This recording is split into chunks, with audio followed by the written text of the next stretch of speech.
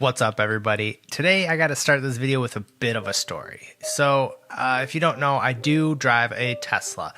I know there's no way to say I drive a Tesla without sounding like a douche, but I promise I try my best not to be said douche. However, I was driving it, in fact, and I really got drawn into the safety system. The fact that this vehicle can map everything around you on your infotainment screen. And it caught my eye because there's construction on my usual ride into work. And every single cone populates, and you see it in real life, and then you look over and you see it on the screen, and it's actually fantastic technology. So it's, on one hand, the most amazing thing in the world, but at the same time, it's so far from perfect. It can also like see a semi coming at me, like in another lane, but think it's coming at me, and then the whole screen goes red. It goes beep, beep, beep, hold on, you're going to die, take control immediately. And it's going beep, beep, beep, beep, and then like it'll slam on the brakes for me. So like I'm like, I'm not doing that. Like I'll be driving with my wife and she'll like, why are you slamming on the brakes? I'm like, the car's doing it itself. And I'm like, ugh, it's crazy. So much to the point that I've turned like a lot of these features off. The focus of this video is like, it has all these amazing things, but just how amazing are they? Like, has anyone ever like tried to drive full force at a human being in their Tesla to see if it will actually stop itself? Well, we're gonna do that today.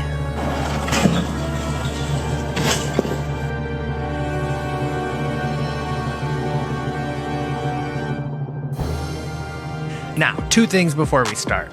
The first thing is I had to reach out to some friends because, frankly, of my friend group, I am the furthest thing from the most intelligent. In fact, I'm lucky enough to be friends with actual engineers, and I'm like, you know what? Let me run this idea by these guys, and if they think it's an okay idea, then I'll move forward with it. But they're smarter than me, so they'll say, Larry, this is a bad idea, don't do it. So why am I saying this? It's because if you guys don't like this, you can blame them. It's not my fault. I reached out to them. Quick story time. My friend Tyler, he the man, he like sketched out the sketch right here. So he wanted to get a blow up doll, which is funny, but will get me demonetized. But he wanted to suspend it on a rope and then have a pulley system. So as much as I love Tyler's idea, I just don't know how to build something like that. That kind of went out the window. I went back to Mr. Tyler and I said, what else you got? And it was actually his first idea we ended up going back to. He recommended we get a foam board and then we will find a way to adhere the blow-up doll. We did actually get a blow-up doll. Not a sexual one. It's not purposefully sexual. We put clothes on it. Let's build it. Let's build the contraption, right?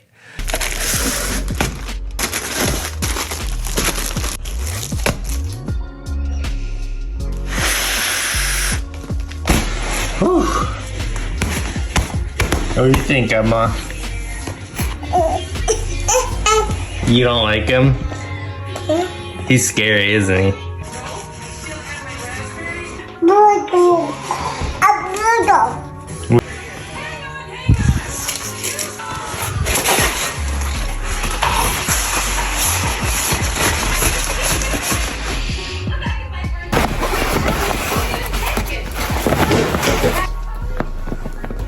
What do we call him? Bill or something? Oh my god. Alright, Bill's just out here taking out the trash. Kind of got a moment of truth here to make sure that the Tesla will recognize him as an actual... I obviously recognize him as a real person, but we got to make sure the Tesla does. So let's look real quick. Hey! Oh, this is great. All right, Bill, you're a real person. Yo, what's up? Okay, I'm going to show you my contraption, and I need your feedback. Okay. Okay.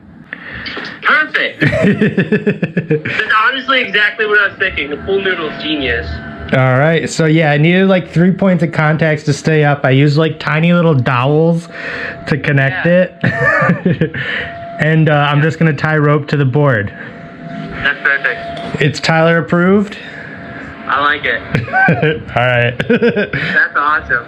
Hell yeah. All right, I'll let you know if I end up ruining my car or not. Alright, I look forward to it. All right, thanks. I'll see you. Okay, the engineering is complete. Bill, how you feeling up there? You know, the trick was just a lot of duct tape. Now, what's cool, the foam board has naturally kind of like folded out due to all the taping I've done, so it should slide really well. I've adhered this little clip where we can then just take the rope, put the loop right through, and that clicks in. And then let's give it a try.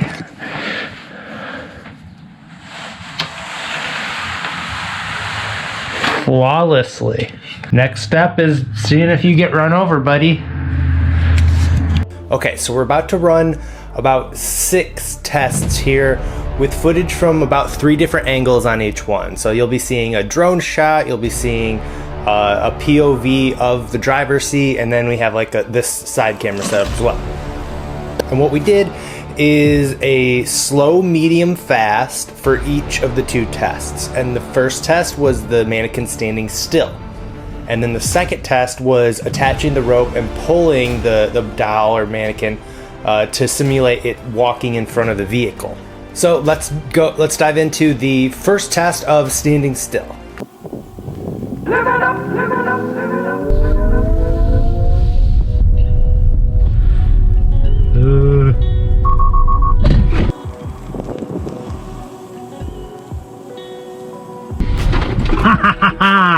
That's awesome. It totally stopped itself. That was great. All right, let's try it again, going a little faster.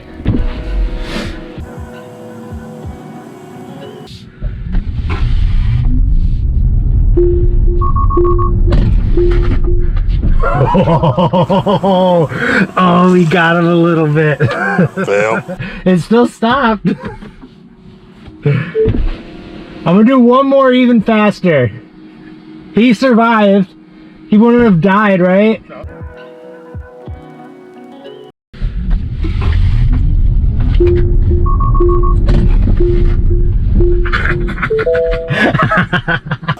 Oh, he got toasted. Ouch. I really had every intention of trying to go like 40 or 50, but I don't know if the parking lot was small or I just got nervous or whatever. When I it felt like I was going that fast, but like on the really fast one where we actually knocked him over, I was only going like 25 as we saw in the footage. So it took me to when I reviewed the footage to realize how slow I was actually going. My assessment is that the Tesla registers the person and will stop at the same distance regardless of your speed. Maybe this sounds obvious to you, but it's at least what I've learned from this. So basically, let's say it's 12 feet away, it applies the brakes. Now, if you're going 10 miles an hour, that's perfect. It'll stop you in time and the person can move and nobody gets hurt. In the medium speed where I was going like 15, it applied the brakes at the same spot but couldn't slow down in time. I tapped the guy. It didn't maybe kill him if it was a real person or even hurt him. However, it did hit him because it can't stop with more speed. It still has to slow down a really heavy, really fast vehicle, therefore hitting the person just not as hard. So that's kind of my big lesson of the standstill, and really the whole thing is that the faster you go, the more damage you're probably going to do to this person. So maybe this is common sense, but if you own a Tesla, pay attention to the road. Don't run people over. Maybe that's a little too obvious, but I think you get what I'm trying to say. So let's dive into the moving test, which was a lot more fun, actually.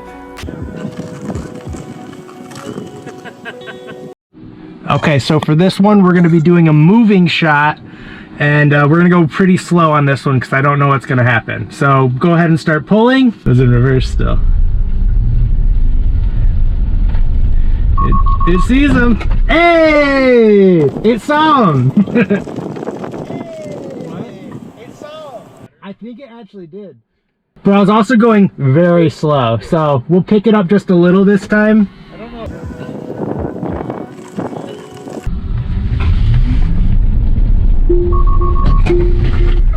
damn it. It just won't let me hit him. I want to try one more, and I'm going to try to, as hard as I can, to just knock this guy over. All right.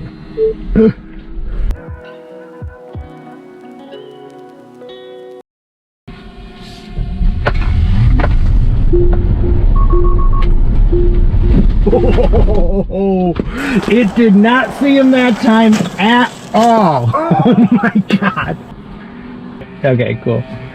Oh, let me park. We gotta assess some damage here. I think he's dead. He's dead? Well, yeah, if he was a person. Is he gonna make it? This will be the last one, probably. Alright. Still recording here. So, here's my thoughts on the moving test. And it definitely really messed with the Tesla's brain. I gotta add, too, like, I'm so grateful and maybe there is a feature, but like that alerts local authorities. Like, think about it. If your Tesla thinks it's running over a person, like, it should probably like call the cops or something. Like, I'm glad it doesn't do that, because obviously when I'm testing or whatever, that would have been bad. But like, you'd think like the Tesla knows it just ran over a person, but it let me run over a person like 3 more times after that, which is kind of funny. But again, overall, it basically clocked the person there every single time while moving. We moved it at a relatively slow pace, and again, the car wasn't moving extremely fast. However, we experienced the same thing where when I drove faster, the Tesla really just had way more opportunity for error. And especially on like my fast one where we saw the guy just get totally smoked. Poof, RIP Bill. And you could see on the screen actually that it saw an error, and it couldn't tell where the person was and freaked out, and then it said, you know what, if I can't tell where this person is, let's just run him over. And we did. So all in all, I think this was a really cool thing to do. I had a lot of fun anyway, so I really hope you guys enjoyed watching this. Like, obviously it's so far from scientific. It's really just more of a fun thing to do on YouTube. So I hope you guys enjoyed it. If there's, I mean, maybe next time we try a way to simulate an actual car, that might be like set up, I don't know. We'll see what I can think of next time. But I had a really fun time filming this, and thank you to my dad, of course, who helped film and set this up. And I filmed at his house, and my dad's neighbor Adam was also there, who helped. And without them, I can't fly a drone, move a dummy, and drive a car at the same time. So without them, I couldn't have made this video. So thank you to them. And I think that's all. Thank you guys for watching.